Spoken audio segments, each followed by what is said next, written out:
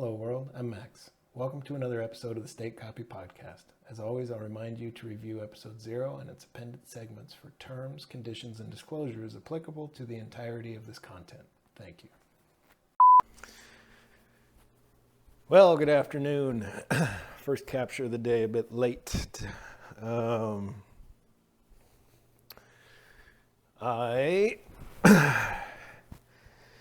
went and did a walk and talk with a new friend. I'm going to call friend K until he gives me a handle.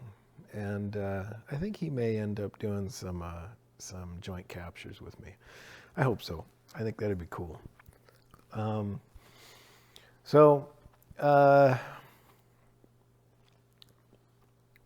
Quick health status. I slept poorly, got to bed really late. And because I got to bed really late, it made it hard to fall asleep. So I only got about 5.5 hours. But I did get my REM cycles. It seems like REM cycles are more important for function than deep cycle. If my bed tracks it accurately, I notice that I notice a difference and I don't feel as well rested when I don't get my 1.5 hours of each minimum, but it hurts a lot more and I feel a lot dumber if I don't get REM. So that points to an interesting observation about REM cycles. And typically I have some of my best REM cycles toward the end of the sleep session. So if I get up early, that's usually the one that suffers. Let's see, I'm still on my THC fast. No alcohol yesterday, 1 IPA today with friend K. So today I had a really good conversation with an old friend that I've sort of lost contact with, and it was really good catching up, and I look forward to hopefully getting to do that with him more on the regular. And today I think I want to do a sprint retro. As we do in software. I've done this for a couple of my other intervals recently, and I think it's a good best practice. So in this 2-week cycle, today's the 14th day of no THC, and tomorrow I plan to go back to low band, and so I want to do retrospective on this one. The first few days of this interval felt less than tranquil. I think I noted that my tranquility score was off. I felt like it was more uncomfortable to transition. Usually I kind of enjoy each transition, but this one I felt like I was on such a roll in creative thought, and I felt really high functioning with THC in the last cycle I did. And it was fun, it was interesting, I had a lot of really important insights that I was excited about. And I think on day 9 or 10, I ended it, just kind of on a whim. I felt like I'd had so much progress with it, and I was almost a little too excited about it. I was dreaming up ways I was contemplating the value of just not cycling, and I knew that was a good indicator that I had had enough. So I cycled out, and it's not a feeling of withdrawals. It's like it's like it's like a higher state of being was there and then was suddenly pulled away. And it took me a while to find tranquility in high band this time. And I really liked that adversity, that having to deal with it, having to, what I ended up doing is my subconscious kind of steered me to a project that I had considered doing where I was thinking I might go back and review chapter by chapter my favorite book, Guide to the Good Life, William Irving. And I thought I might just go back and address adapting Stoicism for a reality where the human lifespan is indefinite, potentially. As we go through the singularity, biological science, all that, read David Sinclair. Very possible that we live at minimum quite a bit longer.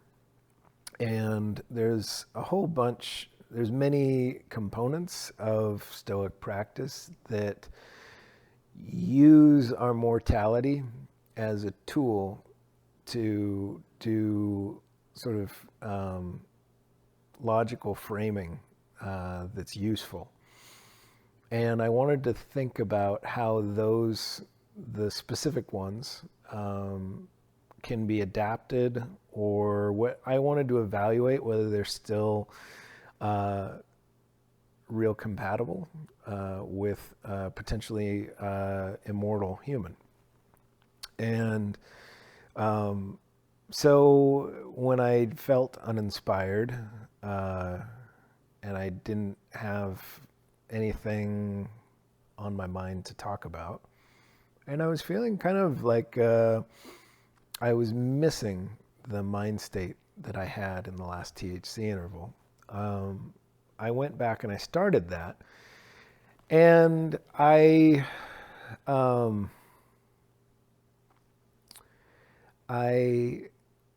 unintentionally realized a really valuable,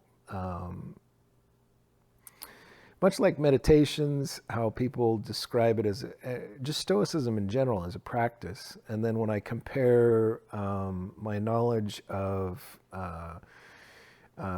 religious faiths, from what I understand of people who practice are practicing Christians or Muslims or Buddhists, there's this process where you kind of like go and you read the Bible all the time, or you read, you go to church and you quote unquote worship together. Now that practice makes a lot more sense than it ever did to me, because it is a practice. And I realized in that moment, as I started doing, that little project that I said that I had worked out for myself, I didn't work on it at all. I just listened and I practiced Stoicism. I thought very carefully about things I hadn't thought about in a while from that book. Last time I read it was over a year ago. And hearing it after this time was really useful, especially in this week where I had lost a connection to tranquility that I normally feel. And I immediately felt a lot of peace, and I didn't even have to read very much of it. I basically got through the first few chapters, and I immediately felt better. I found myself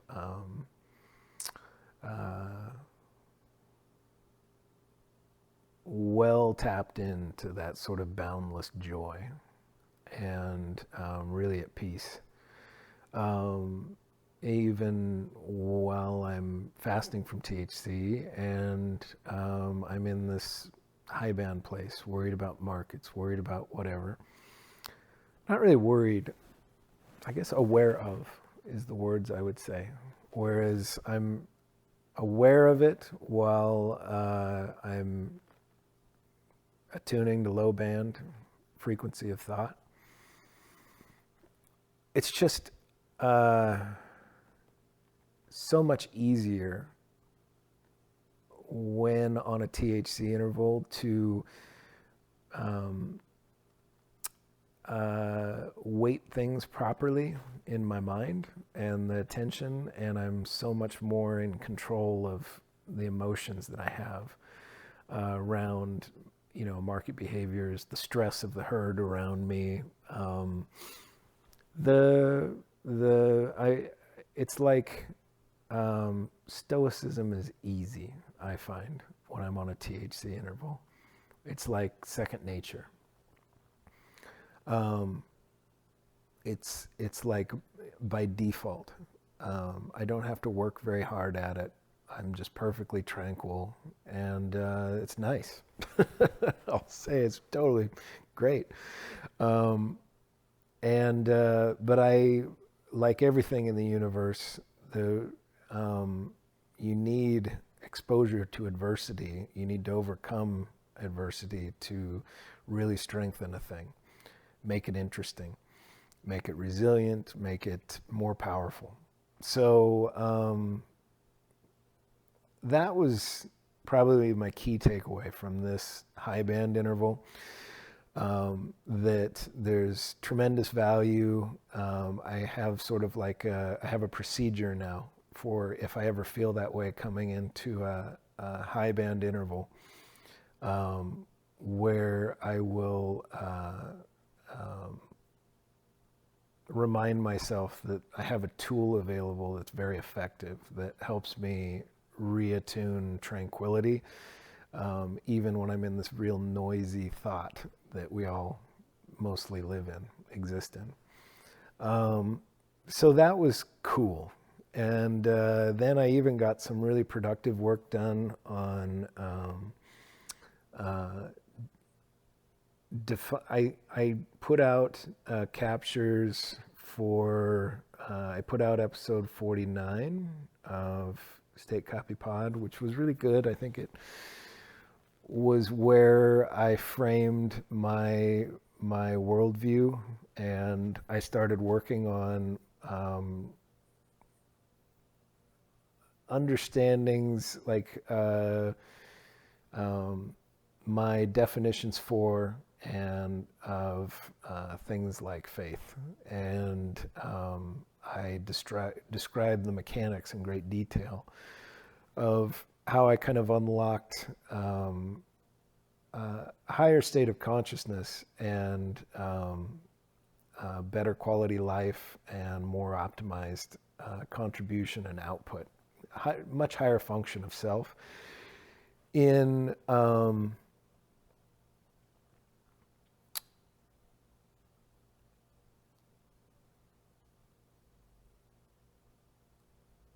working hard to answer questions of spirituality in a way that they make sense to me, and achieving that state.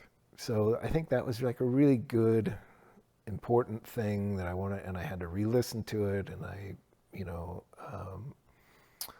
published. And then I did a really good capture that I like in episode 57, where I described a lot of who I was and how I thought about things before that progression, evolution in thought. So overall, I think it was a very productive cycle. Excited for the sprint to be over. Low band cycle is fun. And tomorrow, tonight I have my kiddo, and when I get her to school tomorrow morning, I will, afterwards, I'll do a walk and talk, and welcome THC back into my life for a short time. I'm looking forward to it. I think that's all for today. Yeah, I got nothing else. Thanks for listening. All right, a quick note I want to append to today's capture. This was my first walk and talk with friend Kay, as I mentioned, and we hadn't talked in a long time, and we did a 5-mile loop, I think, and then we went and had lunch. So we talked like 3 hours. I would have loved to have that captured. And these days I kind of feel like a piece of me is missing when I don't get the opportunity to capture those rich, interesting, back and forth with a friend I haven't talked to for a long time. But my feeling on it is certainly for somebody who doesn't know what I'm doing or what any of this is about, or hasn't had the opportunity to listen to any of my content or what this project of mine. I don't think it's fair to be recording and then tell them.